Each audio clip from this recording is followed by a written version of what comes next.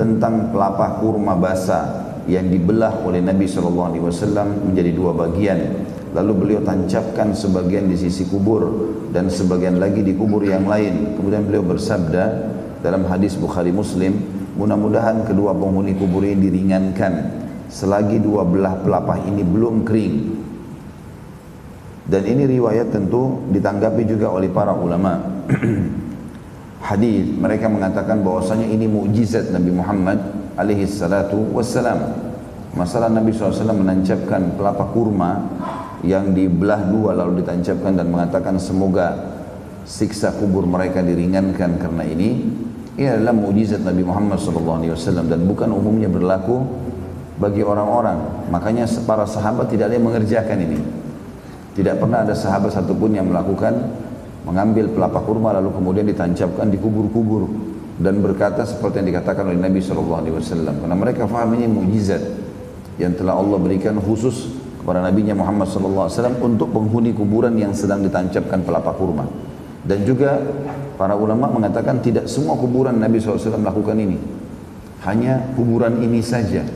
Banyak kuburan yang lain yang Nabi SAW hadiri, tapi beliau tidak menancapkan pelepah kurma untuk menunjukkan kalau itu adalah mukjizat khusus untuk beliau alaihi salatu wassalam.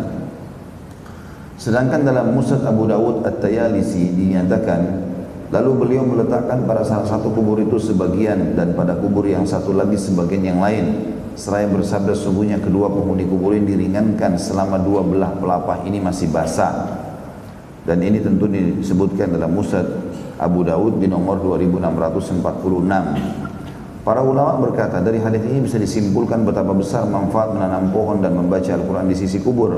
Dan kalau para penghuni kubur itu diringankan siksanya karena adanya pohon-pohon, maka apalagi dengan membaca Al-Quran oleh seorang mukmin.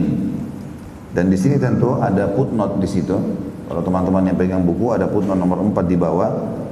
Penelaah atau pentahqiq mengatakan ahli kubur bukan diringankan siksanya karena pohon itu, tetapi karena syafaat Nabi Muhammad SAW, sebagaimana dinyatakan dalam Sahih Muslim dari Jabir radhiyallahu anhu secara marfu', maka aku sangat berharap dengan syafaatku keduanya akan ditolak dari siksa selagi kedua dahan ini masih basah.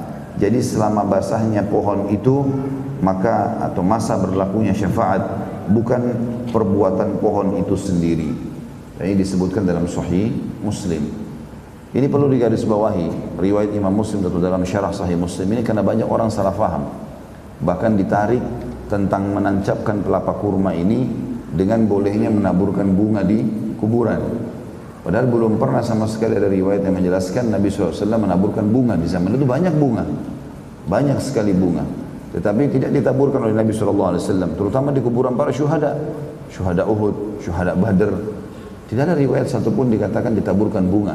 Tapi ada orang menarik riwayat ini, riwayat tentang pelepah kurma yang sahih ini, kalau ini boleh menaburkan bunga.